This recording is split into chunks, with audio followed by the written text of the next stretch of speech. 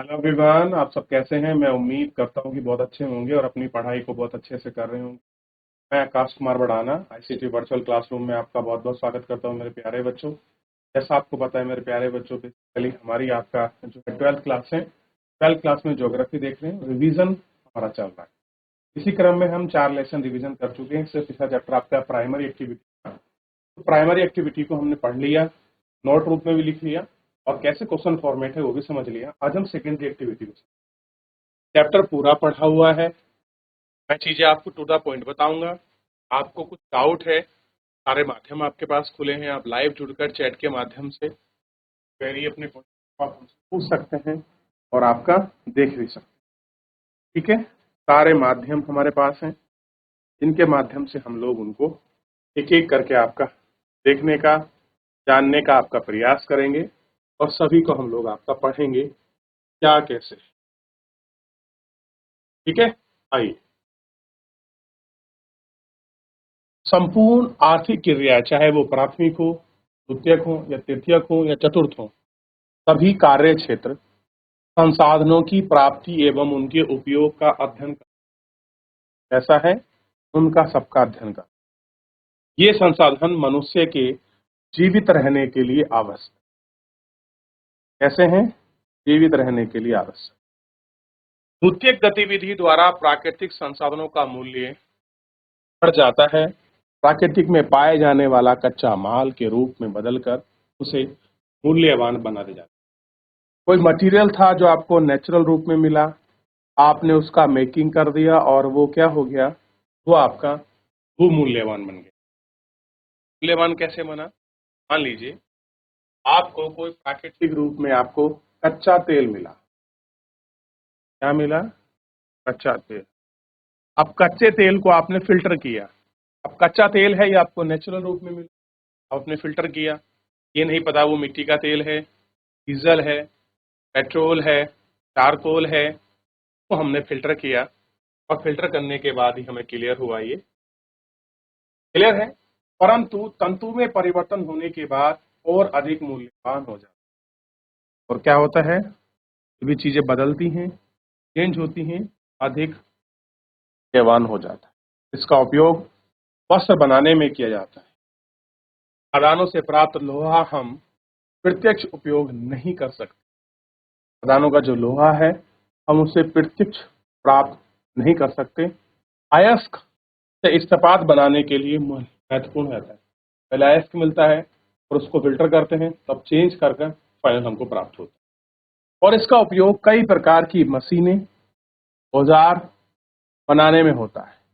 खेतों, वनों, खदानों, समुद्रों से प्राप्त पदार्थ के विषय में भी यह बताया बात सत्य है। इसी प्रकार द्वितीयक क्रियाएं, विनिर्माण, प्रसंस्करण, निर्माण, अवसंरचना, ये सारी चीजें क्या हैं, इसी से आपका संबंधित हैं, इसी पर ही आपका जुड़ी हुई हैं और इसी से लिंकेज है। ये सारे इस पर डिपेंडेंसी। तो बेसिकली है क्या, कैसे वो मूल्यवान हो रही हैं, एक बार देखिए।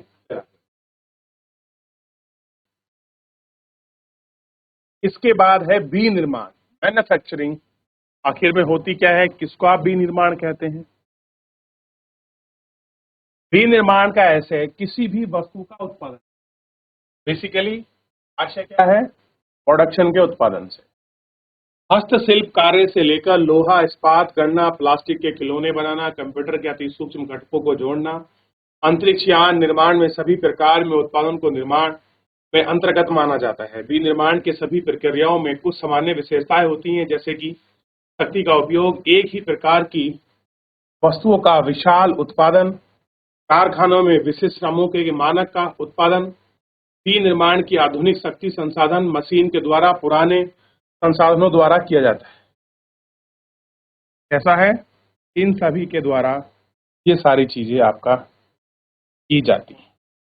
तृतीय, विश्व के अधिकांश देशों में विनिर्माण को अभी भी शाब्दिक अर्थों में प्रयोग किया जाता है। इन देशों में सभी विनिर्माण को संपूर्ण रूप से चित्रण करना कठिन है और औद्योगिक क्रियाओं में उन प्रकार में अधिक बल दिया जाता है जिनमें उत्पादन को कम व जटिल तंत्र में लिया जाता है। तो कम जटिल तंत्र रहता है, उसी में इसको देखते हैं और उसी में एड ऑन की प्रक्रिया भी आपका, ठीक है, और उसी पर हम बात करें। तो कैसे है विनिर्माण का मतलब, मॉडर्न टाइप में आपका नेचुरल रिसोर्सेज चेंज कर कर बनाना ही आपका क्या है, विनिर्माण है।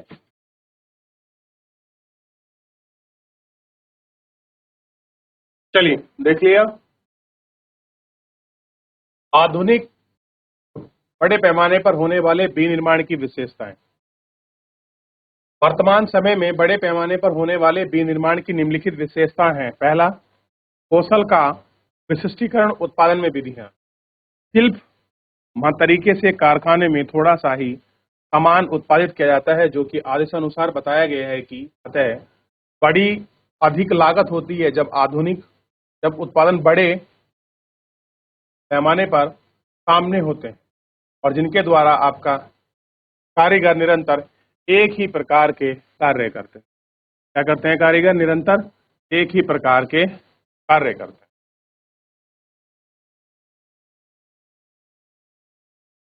उद्योग का निर्माण एवं विनिर्माण। विनिर्माण का शाब्दिक अर्थ है हाथ से बनना, फिर इसमें यंत्रों द्वारा बनाया गया सामान भी सम्मिलित किया जाता है। यह एक परम आवश्यक प्रक्रिया है जिसमें कच्चे माल को स्थान से या दूरस्थ बाजारों में बेचने के लिए ऊंचे मूल्य पर तैयार कर परिवर्तित कर दिया जाता है। वैज्ञानिक दृष्टिकोण से उद्योग एक निर्माण इकाई है के भौतिक स्थिति में अलग अलग होती है। प्रबंध तंत्र के अंतर्गत रिकॉर्ड रखरखाव जाता है। उद्योग एक व्यापक नामक है और इसमें विनिर्माण के पर्यायवाची के रूप में देखा जाता है। जब कोई इस्पात उद्योग, रसायन उद्योग शब्दावली के प्रयोग करते हैं तब उसके मस्तिष्क में कारखाना उल्लेख और खाने में होने वाली विभिन्न प्रक्रियाओं का विचार उत्पन्न होता है। ठीक, और ये गौण क्रियाएं हैं जो कारखानों में संपन्न होती हैं। पर्यटन उद्योग, मनोरंजन, स्पष्ट रूप से विनिर्माण उद्योग की आपकी शब्दावलियां हैं। ये सारी चीजें आपको वहां पर देखने की मिलेगी। ठीक है, यांत्रिकरण।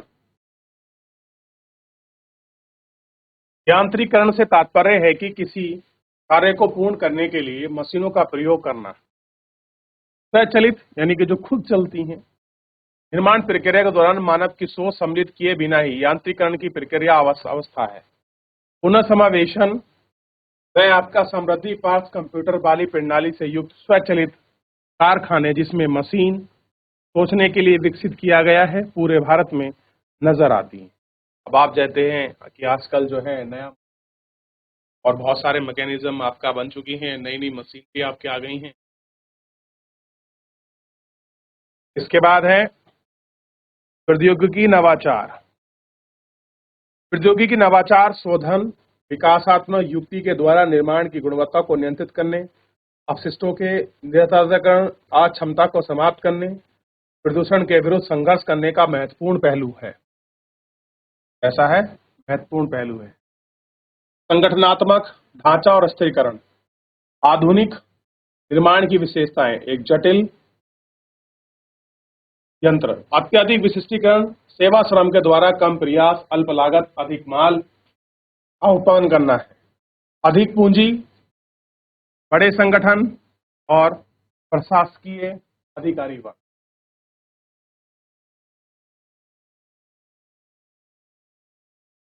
देख लिया। अनियमित भौगोलिक वितरण।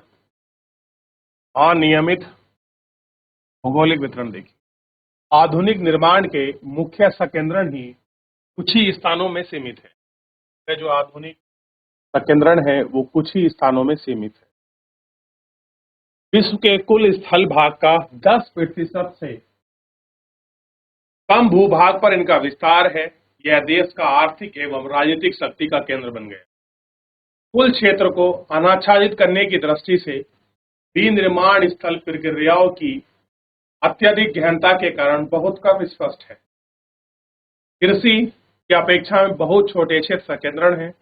उदाहरण के तौर पर अमेरिका के मक्का की पेटी में 2.5 वर्ग किलोमीटर का साधारणतः 4 बड़े फार्म हैं जिनमें 10 से 20 श्रमिक कार्य करते हैं और 50 से 100 मनुष्य का आपका पोषण भर स्तर भी यहाँ पर होता है और बृहद समकालिक कारखाने का समावेश भी यहाँ किया गया है और हजारों श्रमिक, बहुत सारी लेबर्स यहाँ आपको ऑलरेडी एग्जिस्ट। कहाँ पर कितना उत्पादन है, किस हिसाब से उत्पादन का प्रोडक्शन की बात कर रहे हैं, विनिर्माण की दृष्टि से प्रक्रिया और प्रोसीजर, इन सब की बात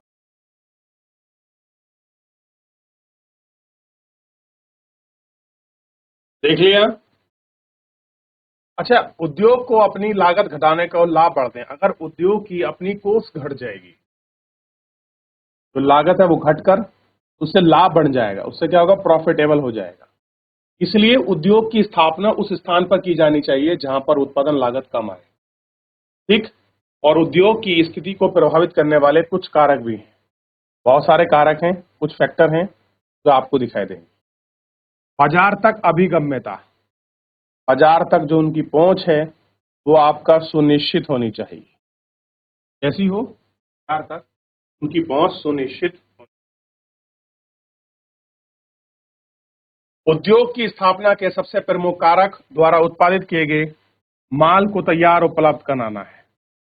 बाजार का तात्पर्य उस क्षेत्र की मांगी वस्तु और निवासियों से में है जो उनमें खरीदने की क्षमता।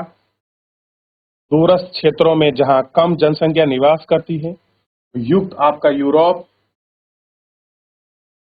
उत्तरी अमेरिका, जापान एवं ऑस्ट्रेलिया के बृहद क्षेत्र के बाजार आते हैं। ये सारे बाजार, सारी चीजें इसके अंतर्गत आती हैं। तो आपका आपा पर खा जाए।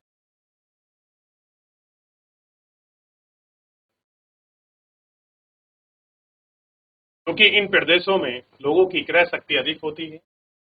दक्षिण एवं दक्षिणी पूर्व एशिया में घने बसे बृहद बाजार उपलब्ध कराते हैं। कुछ लोगों में व्यापक बाजार होते हैं जो आपका वायुयान निर्माण, शस्त्र निर्माण का उपयोग करते हैं। ये सारी चीजें देखने की और होती भी।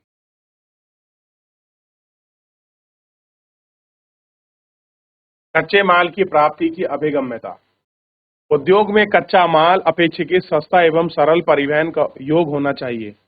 भारी वजन, सस्ते मूल्य एवं घटते वजन वाले पदार्थ में आधारित उद्योग कच्चे माल का स्रोत स्थल के समीप स्थित है, जैसा कि इस्पात उद्योग, चीनी उद्योग, सीमेंट उद्योग। अब ये सारी चीजें आसपास में ही तो होती हैं। कच्चे माल का स्रोत समीप स्थापित है और शीघ्र ही नष्टशीलता कार्य अनिवार्य है। कृषि प्रसंस्करण, कृषि डेयरी उत्पादन क्षेत्र दुर्लभ उत्पादन में इन समीप के आपके संसाधन, आपका रिसोर्सेज है। ये सारी चीजें देख लिया। यहाँ तक कोई डाउट, किसी बच्चे कोई क्वेरी, आगे बढ़े। अच्छा, बात करेंगे श्रम आपूर्ति। श्रम अभिपूर्ति की अभिगम्यता। अभिगम्यता का मतलब होता है पहुंच।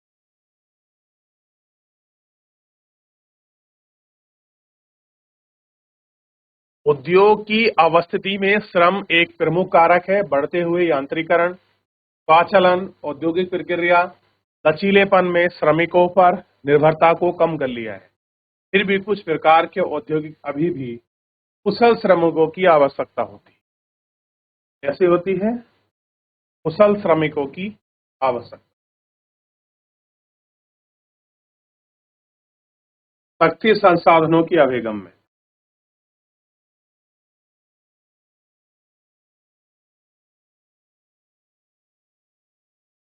वे उद्योग जिनमें अधिक शक्ति की आवश्यकता होती है, वे ऊर्जा के स्रोत के समीप लगाए जाते हैं। जैसे एल्युमिनियम उद्योग, प्राचीन समय में कोयला उद्योग प्रमुख संसाधन पर थे। आजकल जल विद्युत, खनिज तेल भी कई प्रकार के उद्योग शक्ति के महत्वपूर्ण संसाधन है। ये आपको ध्यान रखना। अलग अलग स्रोत हैं, अलग अलग सोर्स हैं एनर्जी के। क्लियर है? अच्छा, ये बड़ा पूछा जाता है, इसको वेरी इंपॉर्टेंट कर लीजिए परीक्षाओं की दृष्टि से। और आप कंपटीशन में भी आपको ये चीजें ज्यादा आपको देखने में मिलती है। स्वच्छंदन उद्योग। क्लियर है? वेरी इंपॉर्टेंट करिए इसको, मिलेगा आपको।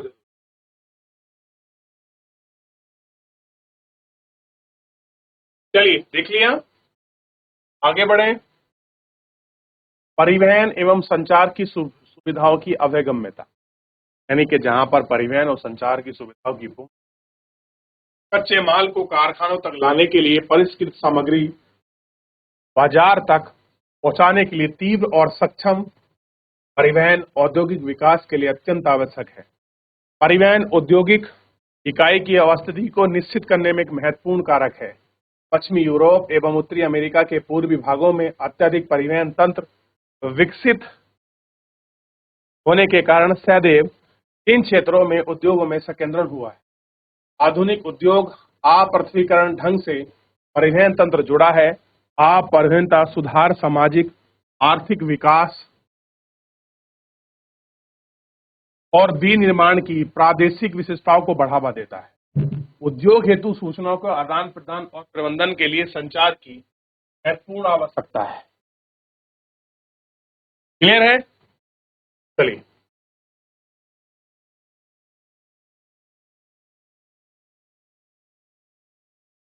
सरकारी नीतियां। संतुलित आर्थिक विकास हेतु सरकार प्रादेशिक नीतियां अपनाती है, जिसके अंतर्गत विशिष्ट क्षेत्रों में उद्योग की स्थापना की जाती है। सामूहिक अर्थव्यवस्था तक अभिगम्यता और उद्यमिक माध्यम तक अभिगम्यता। प्रधान उद्योग की समीपता के अनेक उद्योग लाभान्वित होते हैं और लघु सामूहिक अर्थव्यवस्था के रूप में परिणामित हो जाता है। उद्योग में मध्य में पाए जाने वाली श्रृंखला से बचत की प्रक्रिया प्राप्ति होती है। उपरोक्त सभी सम्मिलित रूपों से उद्योग की अवस्थिति का क्या होता है? निर्धारण होता है। इसी के आधार पर सबका निर्धारण मूल्यांकन किया जाता है। ठीक,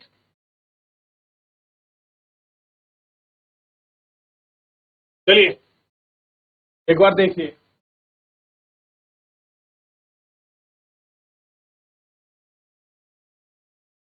चलिए देख लिया। अब बात कर रहे हैं स्वच्छ उद्योग की। स्वच्छ उद्योग एक व्यापक विविधता वाले स्थानों पर स्थित। व्यापक का मतलब होता है बड़े, किसी विशिष्ट कच्चे माल जिनके भार में कमी हो रही हो अथवा नहीं पर निर्भर नहीं करते। यह उद्योग संगठन पुर्जों वाले पर भी निर्भर रहते हैं, जो कहीं भी प्राप्त हो जा सकते हैं। इसमें उत्पादन की मात्रा कम होती है। क्या होती है? उत्पादन की मात्रा कम होती है एवं श्रम की भी कमी आवश्यक है। उद्योग प्रदूषण नहीं फैलाते। इनकी स्थापना महत्वपूर्ण सड़कों द्वारा जाल की अभिगम्यता है। ठीक, ये हमको देख लिया।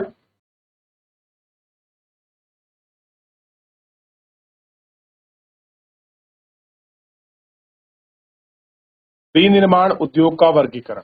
विनिर्माण उद्योग का वर्गीकरण आकार, कच्चे माल, उत्पादन और स्वामित्व के आधार पर किया, इसी के आधार पर किया जाता है।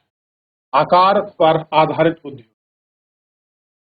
किसी उद्योग का आकार उसमें निवेशित पूंजी, कार्यरत श्रमिकों की संख्या, उत्पादन की संख्या पर निर्भर करता है। इसके अनुसार उद्योगों में घरेलू, कुटीर, छोटे पैमाने पर उद्योग में आपका ये सारी चीजें या वर्गीकरण जो है आपका किया जाता है।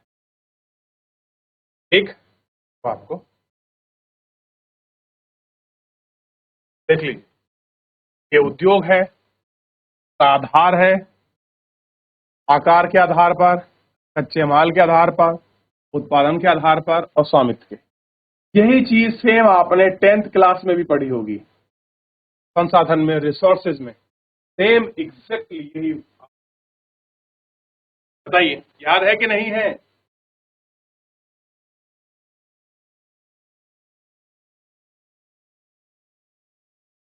चलिए, फिलहाल मेरे प्यारे बच्चों एक बार रिवीजन करिए। देखिए, फिलहाल आज के लिए इतना ही।